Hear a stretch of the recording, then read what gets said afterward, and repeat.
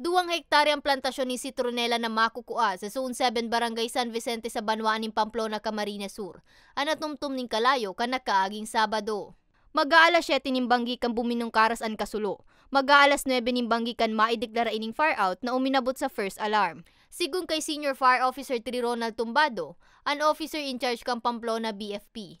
Base sa pahayag sa indakan tag sa diri kang plantasyon, nahiling na sa nasubot kay nina nasusulo na ang mga Citronella. Maiwas naman ang kinanapang kang kalayo kan makaabot ang sa indang personahe sa lugar. Naging problema lang namin na nasa taas na siya, parang uptown na siya, bukid-bukid ng kaunti. Malayo po, kaya ang partak namin, nagkaroon lang namin ng hose na almost 10 hoses po ang nagamit namin kasi malayo po sa road. Kaya yan po, nahirapan kami. Posible dang aksidente sa naman ng pagkakasulo kang plantasyon o kausa kan labing init kang panahon.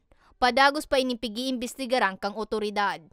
Ito pong kahit hindi summer po, pag nagsunog po tayo ng mga basura, ng grass, bantayan po natin siya na para hindi siya, kasi po pag kaunting pag nalingat tayo or pabayaan, talaga pong lalaki po yan. Para sa mga baretang Tatak Bicol, May Arango.